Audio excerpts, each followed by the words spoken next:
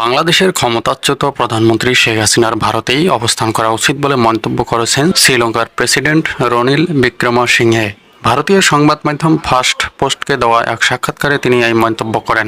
First পোস্টের ব্যবস্থাপনা সম্পাদক পালকি শর্মাকে দেওয়া এক সাক্ষাৎকারে বৃহস্পতিবার প্রকাশিত হয়। শেখ হাসিনার ভারতে অবস্থানকে কেন্দ্র করে দিল্লি ঢাকা টানাপোড়েন নিয়ে মন্তব্য জানতে চাইলে রনিল বিক্রমসিংহে বলেন, প্রথমে বাংলাদেশে স্থিতিশীলতা আনতে হবে, জনগণের আস্থা ফেরাতে হবে।